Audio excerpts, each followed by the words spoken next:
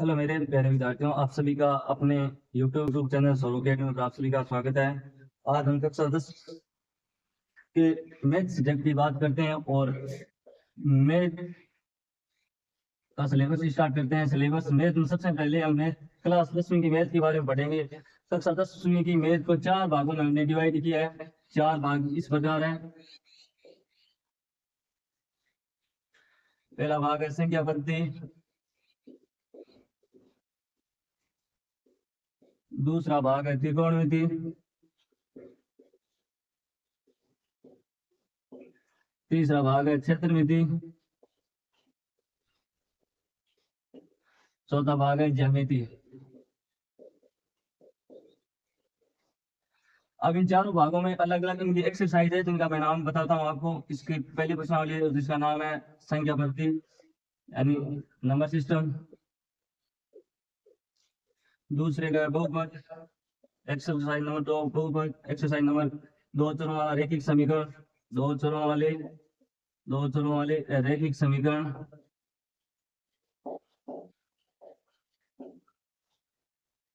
चौथी एक्सरसाइज है समांतर श्रेणी। पांचवी है सांख्यिकी जिसे स्टैटिक्स बोलते हैं, सांख्यिकी। अंतिम है प्रयोक्ता, प्रोबेबिलिटी। इसी प्रकार त्रिकोणमिति में 2 एक्सरसाइज है। एक है त्रिकोणमिति के अनुप्रयोग,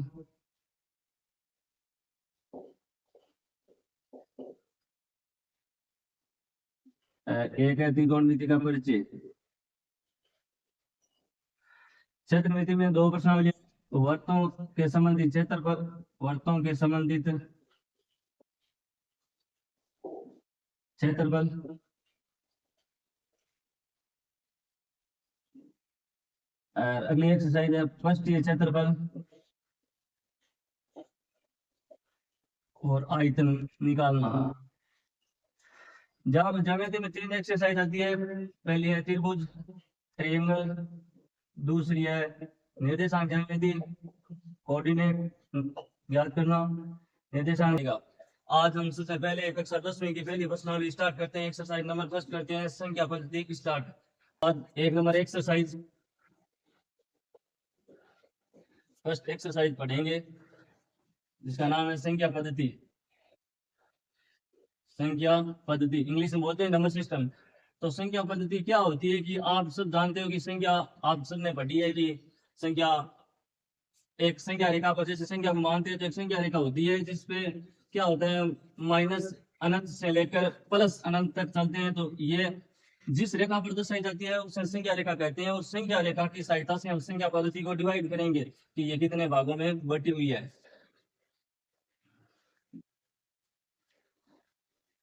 तो संख्या पद्धति अब आप जानते हो कि आपने पढ़ा है एक होता है अंक और एक होती है संख्या।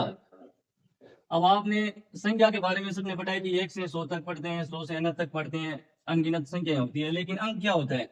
कोई बच्चा ऐसा है कि जो अंक के बारे में बता सकता है? तो याद रखना, अंकों की सहायता से किसका निर्माण होता है? संख्या का निर्माण होता है। लेकिन अंक होते कितने हैं? तो अंक होते हैं 10। याद रखना, अंकों की जो संख्या होती है वो कितनी होती है? 10 होती है। जैसे 0 से स्टार्ट होकर 1 2 3 4 5 6 7 8 9 अंक इतने होते हैं। ये 10 अंक होते हैं। इन अंकों की सहायता से हम किसका निर्माण करते हैं? संख्या का निर्माण करते हैं। जैसे ही 9 से आगे हम 10 लिखते हैं तो ये 10 क्या होती है? एक संख्या बन गई। कितने अंकों की? 2 अंकों की। इस तरह संख्या आगे चलती रहती है। तो संख्या का निर्माण किन से होता है? अंकों से होता है। ठीक है, तो याद रखना अंकों की संख्या कितनी होती है? 10 होती है, जो 0 से स्टार्ट होकर 9 तक चलते हैं। ठीक है,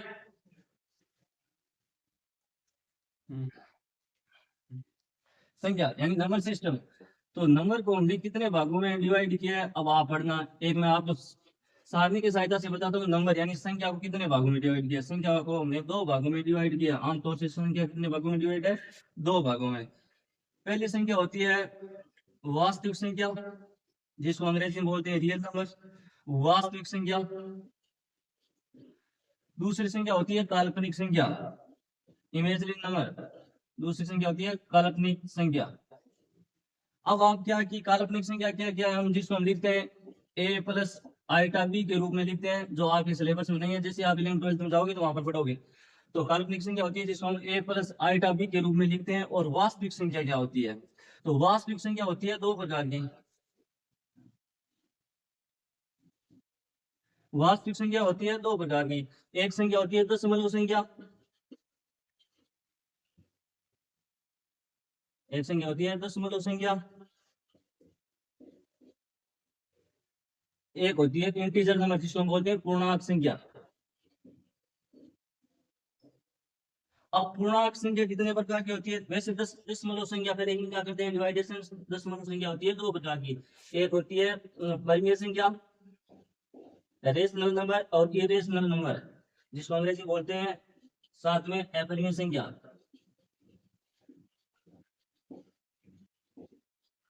पूर्णांक संख्या भी दो प्रकार की होती है, एक होता है नेगेटिव नंबर जिसको बोलते हैं ऋणात्मक संख्या,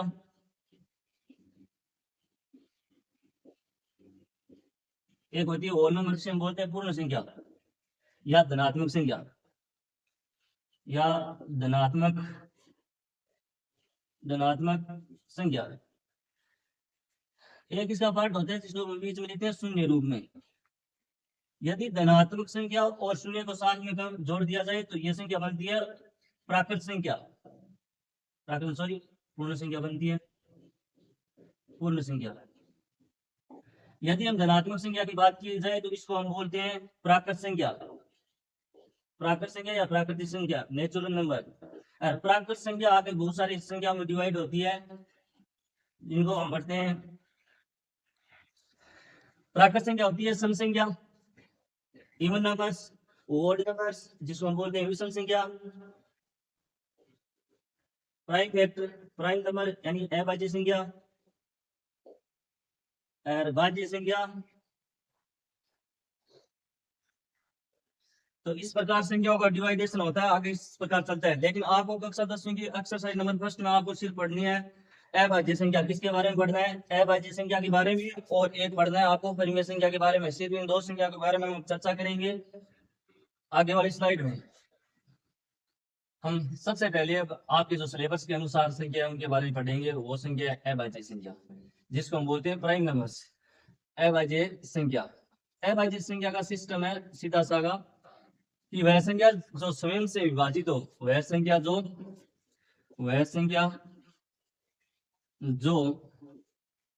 स्वयं से विभाजित हो, अर्थात जिनके दो फैक्टरों या दो गुणनखंडों, जिनके दो गुणनखंड हो। आप समझ गए होंगे ये एक ऐसी संख्या है जो आपको अपनी जिंदगी में इसी तरह बनना है अभाज्य संख्या की तरह, क्योंकि अभाज्य संख्या खुद से विभाजित होती है, इसलिए आपको अपनी तुलना अभाज्य संख्या से करनी है, क्योंकि अभाज्य संख्या की तरह ही आप सिर्फ खुद से विभाजित होने से, न कि दूसरे से। अब अभाज्य संख्या के बारे में पढ़ेंगे, जैसे अभाज्य संख्या कौन कौन सी है, तो अभाज्य संख्या कौन कौन सी है? 100 तक 2, 3, 5, 7, 11, 13, 17, 19, 23, 29, 30, 31, 37, 43, 47, 53, 59, 61, 67, 71, 73, 82, 83, 89 और 91। ये तो आप याद रख सकते हो, 1 से लेकर 100 तक की संख्या तो आप इजी याद रख सकते हो, लेकिन 100 से ऊपर जैसी अभाज्य संख्या है तो आप उसको निकालने के लिए आप मेरी दो बातों को फॉलो करना। क्या करना, आपको जो भी अभाज्य संख्या निकालनी है तो उस संख्या के पास में, उस संख्या के पास वाले वर्ग संख्या देखना, देखकर उससे छोटी सभी संख्याओं से विभाजित नहीं होती है तो वह अभाज्य संख्या होगी।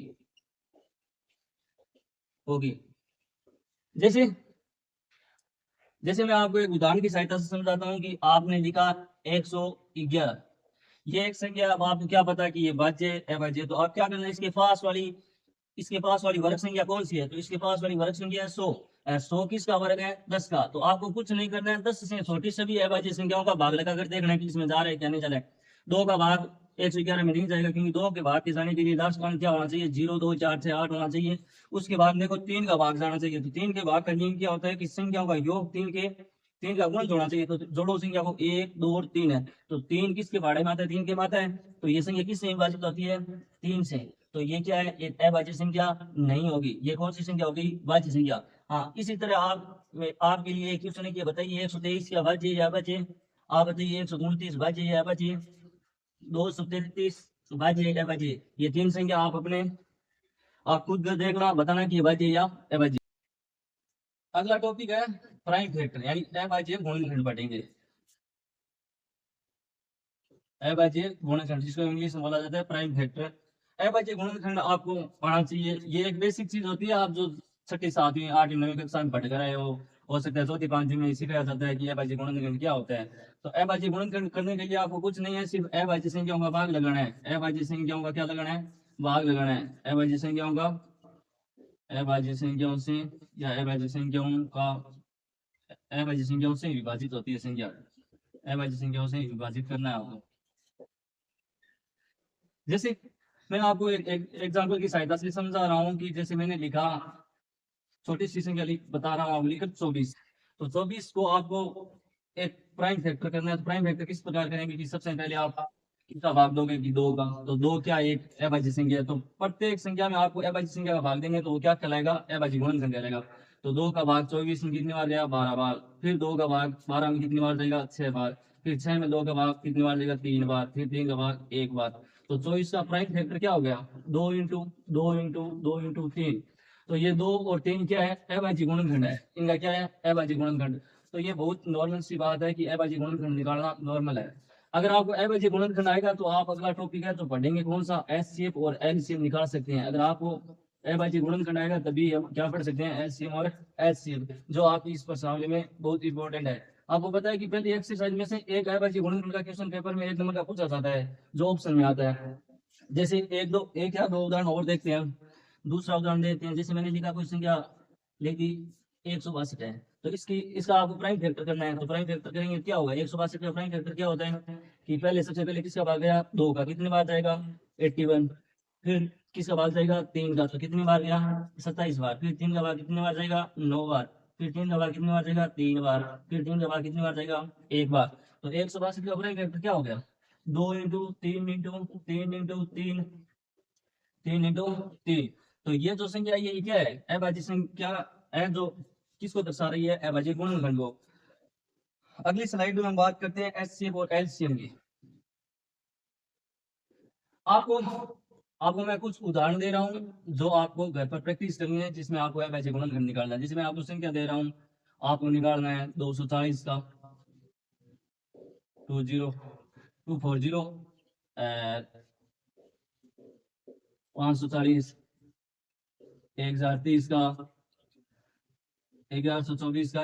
ये कुछ 4-5 उदाहरण आप घर पर करने की कोशिश करना, आपके लिए ये है नॉर्मल सी बात है। इसका आपको अभाज्य गुणनखंड करना है, ठीक है। अगला टॉपिक है हमारा एचसीएफ और एलसीएम। एचसीएफ और एलसीएम, जिसको हिंदी में बोलते हैं महत्तम समापवर्ती और महत्तम समापवर्ती, महत्तम समापवर्ती और लघुत्तम समापवर्ती, लघुत्तम समापवर्ती, लघुत्तम समापवर्ती और महत्तम समापवर्ती। यहाँ से आपकी पर्सनालिटी की स्टार्टिंग होती है कि महत्तम समापवर्ती क्या होता है। अब आपने ये चीज भी छोटी कक्षा में पढ़ा है कि एलसीएम क्या होता है, एचसीएफ क्या होता है, लेकिन आप निकालने के लिए मैं एक बार बता देता हूँ कि कई विधियों से एचसीएफ एलसीएम निकालते हैं। पहली विधि है आपको अभाज्य गुणनखंड के एचसीएफ एलसीएम निकालने की। दूसरी बात है कि आप शॉर्टकट मेथड से भी निकाल सकते हो। तो हम पहले करेंगे अभाज्य गुणनखंड विधि से कि महत्तम समापवर्ती और लघुत्तम समापवर्ती किस प्रकार निकालते हैं। तो महत्तम समापवर्ती क्या होता है, महत्तम समापवर्ती ये होता है कि कोई भी दो संख्या या दो से अधिक संख्या होनी चाहिए। महत्तम समापवर्ती और लघुत्तम समापवर्ती निकालने के लिए आपके पास में मिनिमम 2 संख्या होनी चाहिए। 2 से अधिक कितनी भी हो सकती है, लेकिन मिनिमम 2 संख्या होनी चाहिए। तो 2 संख्या के लिए हम एचसीएफ निकाल सकते हैं और एचसीएफ निकाल सकते हैं, जबकि एक संख्या के लिए न तो एचसीएफ निकलेगा और न ही एलसीएफ निकलेगा। तो मिनिमम 2 संख्या होनी चाहिए। पहली बात होनी चाहिए, न्यूनतम कितनी संख्या होनी चाहिए, न्यूनतम 2 संख्या होनी चाहिए, न्यूनतम 2 संख्या होनी चाहिए। उसके बाद में महत्तम समापति का अर्थ क्या होता है? महत्तम समापति आपको बताता है कि उस दी गई दोनों संख्या में अधिकतम मान कौन प्रदर्शित करता है, और लघुत्तम समापति बताता है न्यूनतम मान उसमें कौन प्रदर्शित करता है। यानी उसमें आपको अधिकतम मान निकालना होता है। दो संख्याओं के लिए आपको क्या निकालना है? अधिकतम मान को प्रदर्शित करने वाले को हम क्या बोलते हैं? एचसीएफ। और न्यूनतम मान प्रदर्शित करने वालों को क्या बोलते हैं? एलसीएम। अगला टॉपिक देखा जाए, आम भाषा में बोले जाए तो क्या होता है कि दी गई दो संख्या में कॉमन पार्ट क्या है? कॉमन पार्ट क्या होगा? एचसीएफ होगा। एलसीएम क्या होगा कि वह छोटी से छोटी संख्या जो दी गई संख्याओं से क्या हो जाए? विभाजित। यानी वह छोटी से छोटी संख्या, वह छोटी से छोटी संख्या जो दी गई संख्याओं से विभाजित हो जाए, विभाजित हो जाए। एंड इसमें क्या होगा कि इसमें वह बड़ी से बड़ी संख्या जो प्रत्येक संख्याओं में क्या होती है? वो कॉमन होती है, वो बेनिस्ट होती है, तो उसको हम क्या बोलते हैं? एचसीएफ। तो हम एक उदाहरण की सहायता से आपको बताएंगे, उदाहरण की सहायता से हम आपको बताएंगे कि जैसे आपको मैंने अभी बताया कि एचसीएफ और एलसीएम निकालने के लिए आपके पास में न्यूनतम दो संख्या होनी चाहिए। एचसीएफ और एलसीएम निकालने के लिए आपके पास में न्यूनतम दो संख्या होनी चाहिए। दो से अधिक कितनी भी हो सकती है। जैसे मैंने दो संख्या लिखी है आपके सामने, एक मैंने लिख दिया 36 है, एक मैंने लिख दिया 120 है। तो मैंने दो संख्या लिखी, इन दोनों संख्याओं को आपको मैं एचसीएफ निकाल के बता रहा हूँ और एलसीएम निकाल के बता रहा हूँ। इस विधि से निकालेंगे, अभाज्य गुणनखंड विधि से। तो कैसे करना है? प्राइम फैक्टराइजेशन करो, पहले अलग अलग करो। एचसीएफ निकालने के लिए आपको पहले एचसीएफ के लिए अलग अलग करना है, ठीक है। तो दो का पहले किसका भाग लगाओगे? दो का कितनी बार गया? 18 बार। फिर दो का भाग कितनी बार गया? 9 बार। फिर 9 में 3 का भाग कितनी बार गया? 3 बार। 3 का भाग 3 में कितनी बार गया?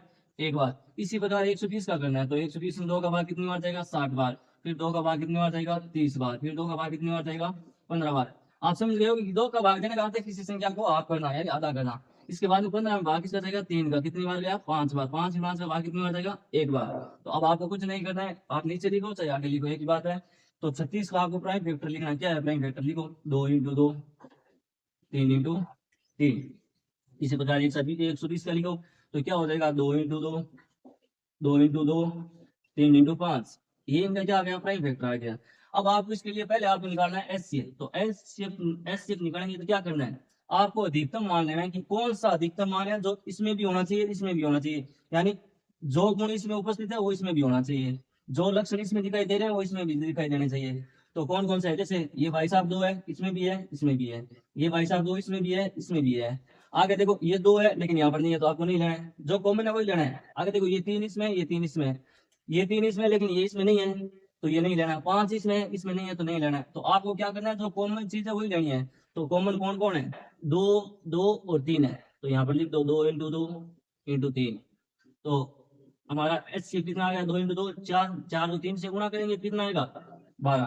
तो एच सी कितना आ गया? 12। यानी एच सी वो संख्या है जो इन दोनों में, दोनों संख्या हो रही है, विभाजित हो रही है। यानी 12 का भाग 36 में भी जा रहा है और 12 का भाग 120 में भी जा रहा है। तो एच सी क्या होगा? वो अधिकतम मान जो इन दोनों संख्याओं से, इन दोनों संख्या को काट सके, यानी विभाजित कर सके। इन दोनों संख्या क्या कर सके? विभाजित। इसी प्रकार हम क्या ज्ञात करेंगे आगे? एलसीएम। एलसीएम क्या बोल रहे हैं कि पीछे कुछ नहीं छोड़ना है, साथ में लेकर चलना है, सबको क्या लेकर चलना है? साथ में। साथ में देखो सबसे पहले हम इन दोनों संख्याओं में 2 की बात करते हैं। तो 2 अधिकतम किस में है? तो 2 अधिकतम है नीचे वाली संख्या में कितनी बार है? 1 2 3 बार। ऊपर वाली में कितनी? 1 2 बार है। तो आपको जो संख्या अधिकतम आई उसको लेना है। तो कितनी बार आया? 2 3 बार। 2 इंटू 2 इंटू 2। तो ये 3 बार है, लिख दिया। आगे देखो 3 कितनी बार है? तो 3 ऊपर वाले में 2 बार है, नीचे वाले में 1 है। तो आपको अधिकतम है वो लेना है। तो अधिकतम कितनी बार है? 2 बार। तो 2 बार लिखो, तो 3 इंटू 3।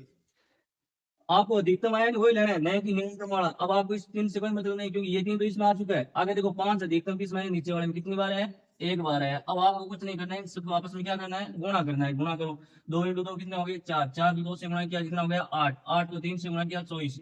24 को 3 से गुणा किया कितना हो गया? 24 72। 72 को किससे गुणा करना है? 5 से। तो 72 72 जो कितना होता है? 360। 72 जो कितना होता है? 360। तो इन दोनों का एच तो आया 12 और एलसीएम कितना आया? 360। कहने का मतलब ये है कि एलसीएम क्या हो गया कि 36 और 120, इन दोनों संख्याओं का 360 में पूरा पूरा क्या जा रहा है, भाग जा रहा है, वही हमारा क्या होता है, एलसीएम होता है। तो आपको एक विधि थी ये होगी। अब एलसीएम निकालने की दूसरा मेथड क्या होता है, दूसरा मेथड में एलसीएम को, ये तो पहला मेथड है, दूसरा मेथड आपको एलसीएम निकालने का बता दूं, जो होता है संख्या को साथ में लेकर, संख्या को क्या लेना है, एक साथ में, संख्याओं को एक साथ में लेकर, एक साथ में, तो संख्या हो, ये दोनों संख्या देख के इनको एक साथ में ले लो। जैसे क्या हो गया, 36 और 120 को एक साथ में ले लो, और इसका आप प्राइम फैक्टर करो। तो प्राइम फैक्टर करो या सीधा भाग लगाओ, किसी भी संख्या से बड़ी संख्या देख लो कि इन दोनों में भाग जा रहे हैं। जैसे मैंने दिया 6 का भाग, सबसे पहले किसका दिया, 6 का भाग, कितनी बार गया, 6 बार। इसमें 6 का भाग कितनी बार गया, 20 बार। इसके बाद में मैंने भाग किसका लगाया कि इन दोनों में जा रहा है 2 का, तो कितनी बार गया, 3 बार। इसमें कितनी बार गया, 10 बार। अब इनमें देखो और कौन सी संख्या की भाग पूरा पूरा भाग जाए, तो इनमें से देखो 2 का फिर जा रहा है, तो कितने बार गया, 3 बार। इसमें कितने बार गया, 5 बार। तो अब 3 का भाग कितनी बार जाएगा, 1 बार। 5 जिस संख्या हम ले जा रहे हैं उसको सेम को सेम लिख दो। अब किसका जाएगा, 5 का। अब इन संख्या को आपस में क्या कर दो, गुणा। तो इन संख्या को आपस में हम गुणा करेंगे तो एलसीएम कितना आ जाएगा, 6 इंटू 2 इंटू 2 इंटू 3 इंटू 5। तो इनको आपस में गुणा करेंगे तो कितना आएगा, 360 आएगा। कितना आएगा, 360। और बाकी करके चेक कर दो, 6 को 2 से गुणा किया 12, 12 को 2 से गुणा किया 24, 24 नहीं 72 और 72 में जो 360 होता है, ठीक है नहीं। तो एलसीएम निकालने की ये दो विधि हो गई। तो ये बात आपकी समझ में आ गई नहीं। एक तो अलग विधि होती है कि अलग अलग निकालते हैं, दूसरी एक साथ में एलसीएम निकालने की। एक होती है ट्री मेथड, जिसको बोलते हैं पेड़ की शाखाओं की तरह एलसीएम निकालते हैं, रेसिप्रोकल निकालते हैं, वो भी होता है। लेकिन आपको खास तौर से इसी का ध्यान रखना है, क्योंकि आपको सिलेबस के अनुसार पढ़ना है, तो सिलेबस में आपको इसी विधि से करना होगा। कम से कम 2 नंबर का क्वेश्चन पूछा जाता है इससे, एचसीएफ और एलसीएम से क्वेश्चन आएगा। कुछ मैं आपको एक एग्जांपल दे रहा हूँ, घर पर आप करना, जिसके आप एचसीएफ एलसीएम निकालना।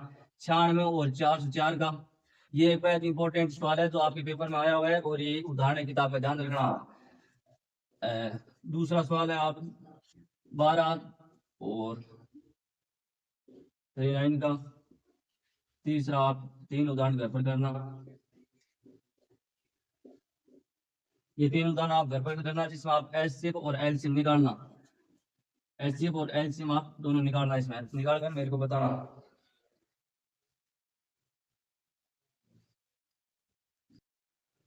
अब एक बेहद इंपॉर्टेंट फॉर्मूला है इस प्रश्नावली का, जो आप नोट लगा कर लेना, क्योंकि इस फॉर्मूले से क्वेश्चन बहुत आते हैं। कभी 1 नंबर का क्वेश्चन पूछा जाता है, कभी 2 नंबर का। क्या होता है कि दी गई 2 संख्या होती है, कोई भी 2 संख्या होती है, तो 2 संख्याओं का गुणनफल, 2 संख्याओं का गुणनफल बराबर होता है एचसीएफ और एलसीएम के, LCM into HCF into LCM, इन दोनों के प्रोडक्ट के बराबर होता है। यानी 2 संख्याओं का गुणन मान लेते हैं, 2 संख्या क्या है, एक ए है, दूसरी मान लेते हैं बी है, यानी 2 संख्याओं का गुणन किसके बराबर होगा, एचसीएफ इंटू एलसीएम। अब आपको क्या करता है कि किताब वाला इन 4 में से 3 का आपको मान देगा, या संख्या 2 दी जाएगी तो आप दोनों ये निकाल सकते हो, या इन 4 में से आपको 2 मान देगा या 3 मान देगा, आपको 1 मान पूछेगा। तो आपको ये फॉर्मूला तैयार कर लेना है, बहुत इजी फॉर्मूला है, कुछ है ही नहीं। जैसे मैंने कोई लिख दी कि 2 संख्या मान लेते हैं, 2 संख्या कौन सी है, मान लेते हैं एक संख्या है, ए का मान मान लो 96 है, बी का मान मान लो 404 है। कितना है, 404 है, तो 2 संख्या है। अब आपको इसका क्या करना है, आपको एचसीएफ निकालना है, एलसीएम निकालना है। इस फॉर्मूले की सहायता से आप कैसे करोगे, तो आप क्या करना है, इनमें से पहले आप क्या करना, एचसीएफ निकाल दो। तो इन दोनों का एचसीएफ कितना आएगा, एचसीएफ निकालने के लिए आप किसी भी मेथड का उपयोग कर सकते हो, लेकिन मैं आपको एवरेज गुणनफल विधि से बताता हूँ कि 96 का एचसीएफ किस तरह निकलेंगे। तो पहले भाग किसका जा रहा है, 2 का कितनी बार गया, 48 बार। फिर 2 का भाग कितनी बार देगा, 24 बार। फिर 2 का भाग कितनी बार गया, 12 बार। फिर 2 का भाग कितनी बार गया, 6 बार। फिर 2 का भाग कितनी बार गया, 3 बार। फिर 3 का भाग कितनी बार गया, 1 बार। इसी तरह आपको 4 से 4 का करना है। तो इसमें पहले भाग किसका जाएगा, 2 का, कितनी बार गया, 202 बार। फिर 2 का भाग कितनी बार गया, 101। अब आपको पता नहीं है कि 101 में किसका भाग जाएगा, तो और ये याद करो कि 101 के पास में वर्ग संख्या कौन सी है, तो 101 के पास में वर्ग संख्या है 100। 100 किसकी वर्ग संख्या है, 10 की है। किसकी है, 10 का है। तो 10 से छोटी जो भी प्राइम संख्या है, यानी अभाज्य संख्या, उनका भाग लगा कर देखो, तो सबसे छोटी अभाज्य संख्या कौन सी है, 2। तो 2 का भाग नहीं जाएगा, क्योंकि लास्ट में 1 आ गया। उसके बाद 2 के बाद होता है 3, 3 का भी भाग इसमें नहीं जाएगा, 5 का भी नहीं जाएगा, 7 का भी नहीं जा रहा है, उसके बाद देखो 11 का भी नहीं जा रहा है, तो 11 10 से बड़ी हो गई नहीं, तो आपको 10 से छोटी संख्या लेनी है। अगर 10 से छोटी संख्या का भाग नहीं जा रहा है तो वो संख्या कौन सी हो जाएगी, अभाज्य संख्या, अर्थात उसमें खुद का ही भाग जाएगा, तो इसमें किसका भाग जाएगा, 101 का ही जाएगा। तो हमने इन दोनों संख्या को क्या कर लिया, प्राइम फैक्टर कर दिया। तो प्राइम फैक्टर कर दिया तो अब आपको इसका एचसीएफ निकालना है, तो एचसीएफ निकाल देंगे। एचसीएफ मैंने क्या बताया था, कॉमन पार्ट देना है, यानी जो संख्या इसमें वो इसमें भी होनी चाहिए। तो इसमें 2 है, इसमें भी 2 है, इसमें 2 है तो इसमें भी 2 है। आगे देखो इसमें 2 है, इसमें 2 नहीं है, इसमें 2 है, इसमें 2 नहीं है, इसमें 2 है, इसमें 2 नहीं है, 3 है, 3 नहीं, 101 इसमें, 101 इसमें नहीं है। तो मात्र 2 ही ऐसी संख्या है जो इनमें कॉमन आ रही है। वो कॉमन संख्या का गुणनफल हमारा क्या होगा, एचसीएफ होगा। तो एचसीएफ हमारा कितना आ गया, 4 आ गया। अब हमारे पास में 3 मान है, ए का मान है, बी का मान है और एचसीएफ, तो हम इस फॉर्मूले की सहायता से एलसीएम निकाल सकते हैं। तो मान पुट डाउन करो, तो इस फॉर्मूले में मान पुट डाउन करेंगे क्या होगा, 96 इंटू 404 बराबर एच से कितना है 4, तो एल से निकालना है, एल से निकाल देंगे। तो एलसीएम बराबर क्या हो जाएगा, इधर ये संख्या गुणा कर, इधर किस में आ जाएगी, भाग में। तो 96 इंटू 404 बट्टा 4। अब 4 का भाग 404 में कितने बार जाएगा, 101 बार। अब आपको इन दोनों को गुणा करना है, तो 96 को 101 से गुणा करेंगे कितना आएगा, 96 कितना आएगा, 96। तो ये हमारा क्या आ गया, एलसीएम। ये बहुत इंपॉर्टेंट क्वेश्चन है, तो आपकी एक किताब का उदाहरण है। अभाज्य संख्या का अगला टाइप है, अभाज्य संख्या का अगला टाइप है जो है घात के रूप में पूछना। इसमें से एक सवाल पेपर में ऑप्शन के रूप में पूछा जाता है कि दी गई संख्याओं का अभाज्य गुणनखंड करने पर उसका घात का योग बताइए, घात का गुणनफल बताइए या घटाओ, इस तरह का एक क्वेश्चन पूछा जाता है। तो आपको घात के रूप में पूछा जाता है, तो घात के रूप में किस तरह क्वेश्चन करते हैं, आइए करते हैं हम, ठीक है।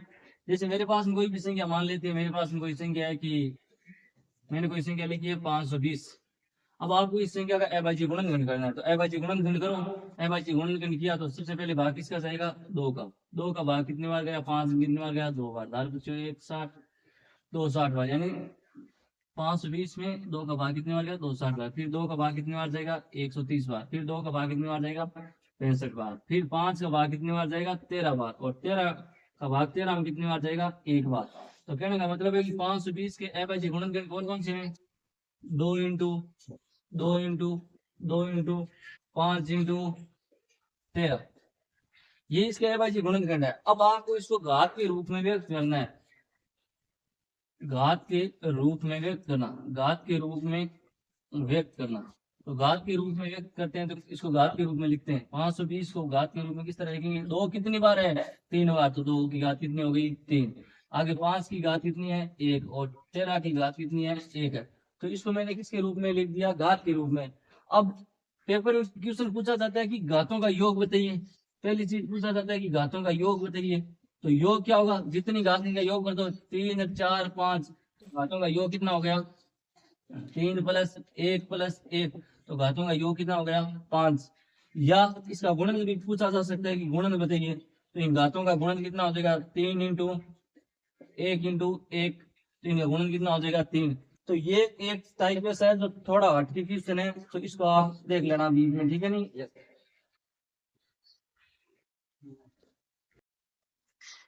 तो ये फॉर्मूला बहुत इंपॉर्टेंट है, यानी दो संख्याओं का गुणनफल बराबर क्या होता है, एचसीएफ इंटू एलसीएम। इससे आधारित मैंने एक सवाल करवा दिया है, आपको 2 उदाहरण में करना, एक्सरसाइज के रूप में आपको दे रहा हूँ, जिसको आप करना।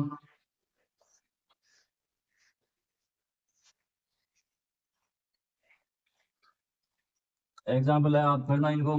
एक है 510 और 94, दूसरा है 336 और 81। ये 2 एग्जाम्पल आप इसी फॉर्मूले से करना जो मैंने पीछे लिखा था ना कि दो संख्याओं का गुणनफल बराबर क्या होता है, एचसीएफ इंटू एलसीएम। अब हम क्या करते हैं, एक्सरसाइज 1.1 स्टार्ट करते हैं। अब हम एक्सरसाइज 1.1 स्टार्ट करते हैं, जिसका पहला सवाल है कि अभाज्य गुणनखंडों को गुणनफल के रूप में ज्ञात कीजिए। कहने का सीधा सा अर्थ है कि आपको अभाज्य गुणनखंड निकालना है। तो पहला सवाल क्या है कि 140 है संख्या, दी गई कोई संख्या है वो 140, इसको आपको अभाज्य गुणनखंड के रूप में व्यक्त करना है, गुणनखंड के रूप में क्या करना है, व्यक्त करना है। तो व्यक्त किस तरह करेंगे, वही विधि बताई थी मैंने आपको कि 140 है तो इसका एवरेज गुणनखंड करो, 2 का भाग कितनी बार जाएगा, यानी 140 का आधा कितना हो गया 70, फिर 2 का भाग कितनी बार जाएगा 33 बार, फिर भाग किसका जाएगा 5 का, तो कितनी बार जाएगा 5 के भाग जाने का नियम क्या होता है आप याद रखना, जिसका इक्का अंक 0 और 5 हो उसमें सिर्फ 5 का भाग जाएगा, ठीक है। तो कितनी बार गया 7 बार, तो अब इसका भाग जाएगा 7 का। तो 140 का एवरेज गुणनखंड के रूप में क्या हो जाएगा कि 2 इंटू 2 5 इंटू 7। तो आपको इस तरह करना है पहला सवाल पूरा, जिसमें मैंने आपको 2 सवाल में आपको 2 इसके पॉइंट मैं करूंगा, बाकी आप कर लेना, क्योंकि इसमें 5 पॉइंट है, 5 में से 2 मैं करूंगा, बाकी आप कर लेना। एक पॉइंट और इसका तो मैं करवा रहा हूँ, जो संख्या है 3825 यानी 3825, इसका आपको अविभाज्य गुणनखंड करना है। तो अविभाज्य गुणनखंड करेंगे, करते हैं 3825। अब आपको पता है कि इसका इकाई अंक 5 आ गया, तो आपको पता होना चाहिए कि 2 का भाग इसमें नहीं जाएगा, क्योंकि 2 का भाग जाने के लिए आपके पास में इकाई अंक क्या होना चाहिए 0 2 4 6 8 होना चाहिए। और 3 का भाग जाने का नियम क्या होता है कि दी गई संख्या होती है उसका योग 3 का गुणज होना चाहिए। तो देखो 3 8 11 11 और 13 13 और 5 कितना होता है 18। तो 18 3 का गुणज है, तो इसमें किसका भाग जाएगा पहले 3 का। तो कितनी बार गया 3 में कितनी बार गया 1 बार, 8 में कितनी बार गया 2 बार, पीछे कितना बच गया 2, आगे 2 उधर है तो 22 में 3 का भाग कितनी बार आएगा जाएगा 7 बार, आगे भाग कितनी बार आएगा 5 बार। अब देखो वापिस 3 का भाग जा रहा है क्या, 3 का भाग जा रहा है, देखो 1 और 2 कितने हो गए 3, 3 और 5 कितने हो गए 10, और 10 से 5 कितने हो गए 15, 15 3 का गुणज है, तो इसमें वापस किसका भाग जाएगा 3 का। कितनी बार गया 12 में कितनी बार गया 4 बार, 7 में कितनी बार गया 2 बार, 15 में कितनी बार गया 5 बार। अब देखो 3 का भाग जा रहा है क्या, योग करो 4 और 2 कितने हो गए 6, 6 और 5 कितने होते हैं 11, 11 3 का गुणज है या नहीं है, नहीं है। तो अब भाग किसका जाएगा लास्ट में, अगर 5 आ रहा है यानी 0 और 5 आ रहा है तो भाग किसका जाएगा 5 का जाएगा। तो भाग 5 का लगाओ, कितनी बार गया इसमें कितनी बार गया 8 बार, फिर कितनी बार गया 5 बार, फिर 5 का भाग कितनी बार जाएगा 17 बार, यानी 17 पंजो 85, फिर भाग किसका जाएगा 17 का, क्योंकि 17 एक अविभाज्य संख्या है। तो इसका अविभाज्य गुणनखंड क्या हो गया 38 यानी 3825 का अविभाज्य गुणनखंड क्या हो गया 3 इंटू 3 5 इंटू 5 और इंटू 17। इस तरह आपको पहला क्वेश्चन करना है पूरा का पूरा, कुछ नहीं करना है, सीधा अविभाज्य गुणनखंड करना है, जिसके मैंने 2 क्वेश्चन आपको करवा दिए हैं, इसके 3 पॉइंट बचे हैं पहले का, वो आप करना। क्वेश्चन नंबर दूसरा क्वेश्चन आपको क्या करना है कि 2 संख्याओं का गुणनफल और एचसीएफ और एलसीएम दोनों का क्या करना है बराबर सिद्ध करना है, यानी इस क्वेश्चन में आपको सत्यता की जांच करनी है। इस क्वेश्चन के 3 पार्ट है, जिसमें से मैं पहला पार्ट आपको बता रहा हूँ, 2 पार्ट आपको खुद करना है। तो पहला पार्ट क्या है कि आपको पहले पार्ट में दे रखे हैं कि संख्या दे रखे 26 और 26 और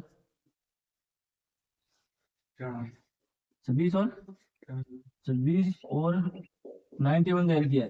अब आपको क्या करना है, इन दोनों संख्याओं को आपको पहले निकालना है एचसीएफ निकालने के बाद में आपको एलसीएम निकालना है, ठीक है। तो मैं आपको सीधा बता रहा हूँ कि 26 का अविभाज्य गुणनखंड क्या होगा। तो 26 में सबसे पहले 2 का भाग लगाएंगे, कितना होगा 13 आएगा, तो 2 इंटू 13, तो इसका अविभाज्य गुणनखंड क्या हो जाएगा 2 इंटू 13। इसी तरह 91 का क्या हो जाएगा कि पहले भाग किसका जाएगा 91 में 7 का, तो 7 इंटू 13।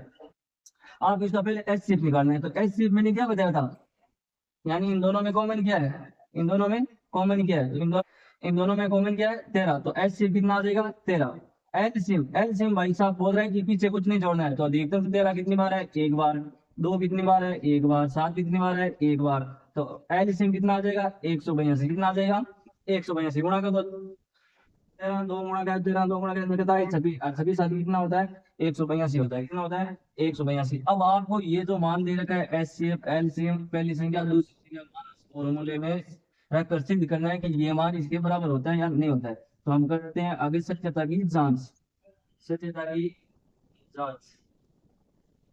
तो सत्यता की जांच करते हैं, तो फॉर्मूले में क्या रखते हैं मान रखते हैं। तो ए का मान कितना है मान लो लिखते हैं 26 इंटू दूसरी संख्या कितनी है 91, बराबर क्या हो जाएगा एचसीएफ का मान कितना है 13, दूसरी संख्या कितनी है, दूसरी संख्या कितनी है, यानी एलसीएम का मान कितनी हो जाएगी 182 हो जाएगा। इनको आपस में गुणा करना है, तो अब इनको आपस में गुणा करो, तो इनको गुणा करेंगे तो कितना होगा 26 को 91 से गुणा करेंगे तो 26 1 से गुणा किया होगा 26 एकम 26, आंसर भी 2। 26 नवाने कितना होता है, 26 नवाने कितना होता है 234, 26 नवाने कितना होता है 234, 234 में 2 जोड़ेंगे तो कितना हो जाएगा 236, कितना हो जाएगा 236।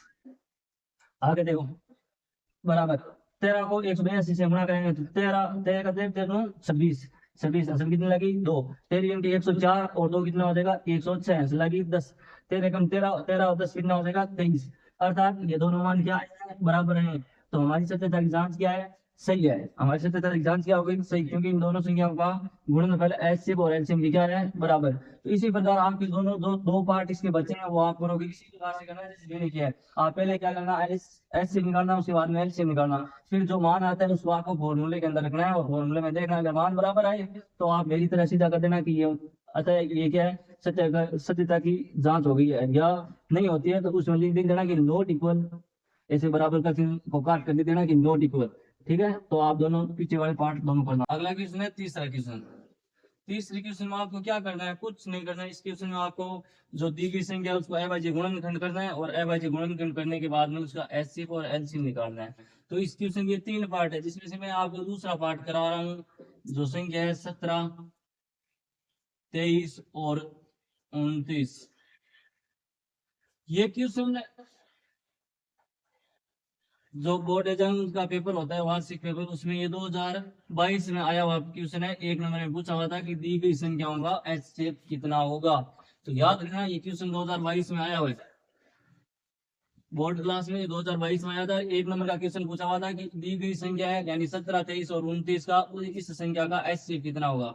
तो पहली बात है कि आपको जो दी गई संख्या आप अपनी निगाहों से देखा जाए तो इसमें क्या है कि 17 और 23, 29 तीनों संख्या क्या है अभाज्य संख्या है। अभाज्य संख्या अगर एक साथ में आ जाए तो ये नोट लगाकर एक बात लिख लेना साथ में कि अगर अभाज्य संख्याएं यदि अभाज्य संख्याएं एक साथ में हो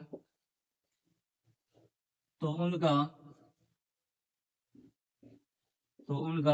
महत्तम समावर्त्य का समझ गए एचसीएफ सदैव एक ही होगा, सदैव एक ही होगा। ये लाइन आप ध्यान में रखना चाहिए। आप निकालो या मत निकालो, क्योंकि जब ऑप्शन का क्वेश्चन आता है तो उसमें 4 नीचे ऑप्शन दिए होते हैं 1 2 3 4 5 जो भी है।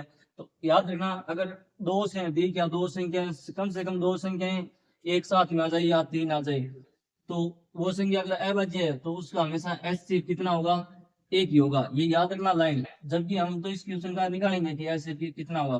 तो हम 17 का अगर अभाज्य गुणनखंड करेंगे तो क्या आएगा 17 एक अभाज्य संख्या है तो इसका गुणनखंड कितना होगा 1 इंटू 17 होगा। आगे क्या है 23 का अभाज्य गुणनखंड क्या होगा 1 इंटू 23 होगा। आगे आप 29 है तो 29 का अभाज्य गुणनखंड क्या होगा 1 इंटू 29 होगा। अब हम इसका एचसीएफ निकालते हैं। एचसीएफ में सीधी सी बात है ये बोल रहा है कि मैं कॉमन भाग हूँ भाई। कॉमन भाग देखो तीनों में क्या है तो तीनों में कॉमन भाग क्या आ रहा है 1 आ रहा है। तो तीनों में कॉमन भाग कितना हो गया 1। तो एचसीएफ में से कितना होता है 1 होता है किनका अभाज्य संख्याओं का। आगे निकालते हैं एलसीएम। क्या निकालते हैं एलसीएम। तो एलसीएम में क्या बोलते हैं पीछे कोई भी संख्या नहीं बदलनी चाहिए। तो पहले क्या है देखते हैं ए कितनी बार है 1 बार है। उसके बाद में 17 कितनी बार है 1 बार है। उसके बाद में 23 कितनी बार है 1 बार है। 29 कितनी बार है 1 बार है। अब इन सबका गुणा कर दो। तो इनका गुणा करेंगे तो गुणा करो 3 माने कितना होता है 3 माने कितना होता है 207 होता है। 3 माने कितना होता है 207। आंसर कितनी लगी 20। 23 का 23 दोनों 46 और 20 कितना होता है 66 होता है। इसके बाद में 1 को 17 से गुणा किया तो 17 है। अब 17 को इन दोनों से गुणा करो तो 17 माने 119। आंसर कितनी लगी 11। 17 चक्की 102 और 11 कितना होता है 113। आंसर लगी 11। 17 चक्की 102 और 13 17 चक्की 102 और 11 आंसर कितनी लगी थी 11। तो कितने हो जाएगा 102 और 11 कितना हो गया 102 और 11 कितना होता है 113। कितना होता है 113। तो इनका एलसीएम कितना आ गया ये है आपके सामने। इस तरह से आपके बाकी की 2 पार्ट करना है अभी करो। अगला है चौथा सवाल। चौथा सवाल फिर उसी फॉर्मूले पर पूछा हुआ है कि 2 संख्याओं का गुणनफल इनके एचसीएफ और एलसीएम की क्या होगा गुणनफल की क्या होता है बराबर। जिसमें आपको दोनों संख्या दे रखी है और एचसीएफ दे रखा है। तो पहली संख्या दे रखी है 306, दूसरी संख्या दे रखी है 657। आपको ये दे रखी है साथ में इनका दे रखा है आपको एचसीएफ। एलसीएम कितना दे रखा है 9 दे रखा है। तो आपको याद करना है एलसीएम। क्या याद करना है एलसीएम। तो नॉर्मल सी बात है, आप सीधा इस फॉर्मूले में क्या रखना है, मान रखना है। तो मान रखो, पहली संख्या क्या है, 306 इंटू 657 बराबर क्या हो जाएगा, 9 इंटू एलसीएम। क्या हो जाएगा, 9 इंटू एलसीएम। अब एलसीएम का मान निकालेंगे तो क्या करेंगे, ये इधर गुणा में है तो इधर किस में आएगा, भाग में आएगा। तो 306 इंटू 657, इसमें किसका भाग लगाना है, 9 का। तो 9 से काटो, 9 एकम 9, यहाँ पर भाग एक बार गया, यहाँ पर 9 का भाग कितनी बार जाएगा, पहले 3 बार गया, 27, आगे 3 बचा, 3 और आगे 4 बचा, 36 में कितनी बार जाएगा, 4 बार। अब जब इन दोनों का आप गुणा करोगे तो कितना आएगा, 22,338 आएगा, 22,338 आएगा, यानी 22,338 आएगा। तो 34 को 647 से गुणा करेंगे, आप करके देख लेना। तो इसका एलसीएम आपको ज्ञात करना था, एलसीएम हमने ज्ञात कर दिया। ये क्वेश्चन इतना सा था, बहुत इजी क्वेश्चन है। आपको ये फॉर्मूला खास तौर से इस फॉर्मूले पर ध्यान रखना, इसको रट लो आप, ठीक है। ये क्वेश्चन हो गया चौथा। अगला क्वेश्चन है 5वां क्वेश्चन। 5वां क्वेश्चन में आपको क्या करना है, कुछ नहीं करना है कि जांच कीजिए कि कोई प्राकृत संख्या जो n के लिए संख्या 6n क्या 0 पर समाप्त होती है या नहीं होती है। तो आपको कुछ नहीं करना है, कहने का अर्थ है कि आपको एक संख्या दे रखी है, जो संख्या कौन सी संख्या है, प्राकृत संख्या। कौन सी संख्या है, प्राकृत संख्या है। जो एक घात के रूप में तो आपको जो संख्या दे रखी है, एक प्राकृत संख्या दे रखी है। आपको एक जो संख्या दे रखी है वो है प्राकृत संख्या। प्राकृत संख्या किस रूप में दे रखी है, 6 की पावर n दे रखी है। अब वो क्यों एग्जाम में किताब वाला पूछ रहा है कि आपको यहाँ पर 0 पर क्या समाप्त होती है या नहीं होती है। तो आपको एक चीज याद होनी चाहिए कि 0 पर समाप्त होने के लिए किसी भी घात क्या होनी चाहिए, 2 इंटू 5 के पावर के रूप में होनी चाहिए, तब उसकी घात किस में समाप्त हो सकती है, 0 के रूप में हो सकती है। जबकि इसका अगर हम एवरेज फैक्टर करेंगे 6 का तो क्या होगा, 2 इंटू 3 होगा। जो 2 इंटू 3 किसको 0 पर समाप्त होने वाली संख्या में नहीं है, क्योंकि इसका इकाई अंक सही बनेगा, जबकि इन दोनों का इकाई अंक क्या बनता है, लास्ट में शून्य बनेगा, और वो शून्य पर ही समाप्त होता है। अर्थात ये जो दी गई संख्या है ये शून्य पर समाप्त नहीं होगी। अगला क्वेश्चन ये, अगले क्वेश्चन में भाज्य संख्या। भाज्य संख्या क्या होती है, वह संख्या जिसमें 2 या 2 से अधिक संख्या को क्या जाता है, भाग जाए, या वह संख्या जिसके 2 या 2 से अधिक क्या हो, फैक्टर हो, यानी 2 से अधिक फैक्टर होने चाहिए, कम से कम 2 से अधिक फैक्टर होना चाहिए।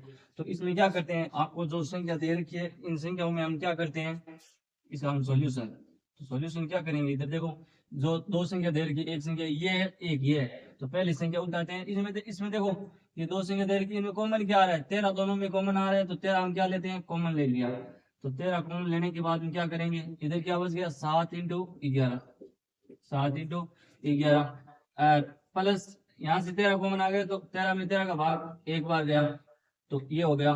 तो इसका अर्थ क्या हो गया, ये जो भी संख्या यहाँ पर आ रही है तो ये संख्या 13 की क्या होगी, 13 से क्या होगी, विभाज्य होगी, क्योंकि कॉमन लेते हैं तो जो इसकी गुणनफल की जो संख्या होती है वो संख्या होगी, विभाज्य होगी। अर्थात अगर हम इनको करते हैं तो क्या होगा, 7 इंटू 11 करेंगे 77, 77 में एक जोड़ेंगे तो 78। तो अब आप जानते हो 78 भी एक है, भाज्य संख्या है। अगर किसी भाज्य संख्या को किसी भी संख्या से गुणा करेंगे तो हमें क्या, कौन सी संख्या प्राप्त होगी, भाज्य संख्या ही प्राप्त होगी। तो ये दी गई संख्या क्या हो गई, भाज्य संख्या। इसी तरह हम अगला उदाहरण करते हैं। तो अगले उदाहरण में देखो कॉमन क्या आ रहा है, इधर 5 है इधर भी 5 है, तो 5 हम क्या लेते हैं, कॉमन लेते हैं। तो 5 कॉमन लेंगे तो 5 हमने कॉमन ले लिया, तो अंदर क्या बच गया, इधर क्या बच गया, 7 इंटू 6, आगे क्या है, into 4 into 3 into 2 into 1 plus, अगर यहाँ से 5 कॉमन लिया तो यहाँ पर 5 का 5 भाग कितनी बार गया, एक बार। तो इसको हम सॉल्यूशन करते हैं तो क्या होगा, अगर इन सब का गुणन करके और उसमें कितना जोड़ना है, एक जोड़ना है, तो इनका गुणा करते हैं। तो गुणा करना है या मत करो, जैसे ऊपर आप उदाहरण दे रहे हैं इसमें देखो जो भी संख्या को गुणा करके हम जोड़ेंगे तो वो एक हमें क्या प्राप्त होगी, भाज्य संख्या होगी। अर्थात जो भी यहाँ पर संख्या प्राप्त होगी वो कौन सी संख्या होगी, भाज्य संख्या प्राप्त होगी। तो अतः हम कह सकते हैं कि ये दोनों संख्याएं क्या है, भाज्य संख्याएं हैं। अगला क्वेश्चन, अगला क्वेश्चन है अंतिम एक्सरसाइज 1.1 का लास्ट सवाल है, 7वां सवाल है। इसमें आपको दे रखा है कि किसी खेल के एक मैदान के चारों ओर एक वर्ताकार पथ है, इस मैदान का एक चक्कर लगाने में सोनिया 18 मिनट में लगाती है, जबकि इसी मैदान का एक चक्कर लगाने में 12 मिनट लगाता है। कौन, रवि। इसमें 2 बच्चे हैं, एक सोनिया है और एक रवि है। सोनिया तो लगाती है 18 मिनट में और रवि लगाता है 12 मिनट में। मान लीजिए वो दोनों एक ही स्थान से चलना प्रारंभ करते हैं और करके एक ही दिशा में चलते हैं, तो कितने समय बाद में वो दोनों पुनः एक ही स्थान पर मिलेंगे। तो आपको मैं कुछ शब्द बताता हूँ जिन शब्दों से आप पहचान सकते हो कि एचसीएफ किस में ज्ञात होगा और एलसीएम किस में ज्ञात करना है। तो आप कुछ शब्द लिख लेना कि जैसे इस क्वेश्चन का हम सॉल्यूशन करते हैं। ट्रिक के रूप में आप याद रखना, किसी भी क्वेश्चन में अधिकतम नाम आए या बड़े से बड़ा मान, बड़े से बड़ा मान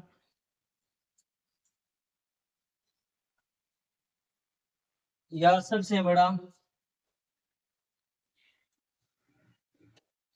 तो ऐसे शब्द आए तो उस क्वेश्चन में आपको हमेशा एचसीएफ निकालना है। क्या निकालना है? एचसीएफ। जबकि किसी क्वेश्चन में नाम आए एक साथ या नाम आए न्यूनतम मान या नाम आए छोटे से छोटे, छोटा छोटे से छोटे से छोटा, छोटे से छोटा या साथ में, तो ऐसे क्वेश्चन में आपको हमेशा क्या निकालना है? एलसीएम निकालना है। तो ये कुछ शब्द आप याद रखना। कोई भी क्वेश्चन दे रखा है जिसमें अगर नाम आए अधिकतम, बड़े से बड़ा या सबसे बड़ा, तो आप उसमें हमेशा एचसीएफ निकालोगे।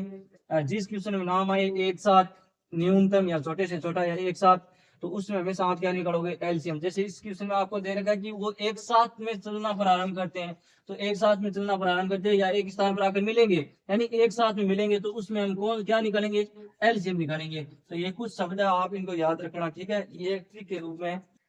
आगे देखो, अब हम इस क्वेश्चन का सॉल्यूशन करते हैं। तो दिए जो भी क्वेश्चन दे रखा है ये आपको मिनट में दे रखा है, और मिनट में आपको उत्तर बताना है। तो पहले आप सोनिया है, तो सोनिया सोनिया कितने मिनट में चक्कर लगाती है? तो सोनिया लगाती है 18 मिनट में, 18 मिनट। और जबकि रवि है, तो रवि कितने में लगाता है? 12 मिनट में। तो आपको कुछ नहीं करना है, इन दोनों का आपको क्या निकालना है? एलसीएम निकालना है। तो पहले आपको 18 का फैक्टराइजेशन करेंगे, क्या हो जाएगा? 2 इंटू 3 इंटू 3 हो जाएगा। और इसमें क्या हो जाएगा? 2 इंटू 3 हो जाएगा। अब आपको इसका कुछ नहीं करना है, एलसीएम निकालना है। तो एलसीएम निकालो, यानी आपको संख्या अधिकतम संख्या देखनी है कि दो किस में अधिक बार है, तो नीचे वाले में कितनी बार है? दो बार है, तो 2 इंटू 2। आगे देखो, 3 अधिकतम किस में है? ऊपर वाले में, 3 इंटू 3। तो इसका एलसीएम कितना हो जाएगा? 2 इंटू 2 किया 4, 4 को 3 से गुणा किया 12, और 12 को 3 से गुणा किया तो 36 में। तो वो दोनों एक साथ में वापिस कब मिलेंगे? 36 मिनट बाद में। कब मिलेंगे? 36 मिनट बाद में। वह अतः वह दोनों पुनः पुनः एक स्थान उस पुनः एक स्थान पर पुनः उस स्थान पर पुनः उस स्थान पर 36 मिनट बाद में मिलेंगे। 36 मिनट बाद में मिलेंगे।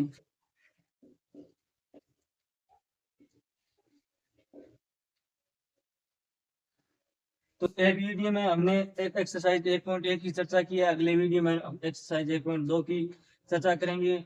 अगर हमारा वीडियो आपको अच्छा लगा है तो शेयर, सब्सक्राइब और लाइक कीजिए।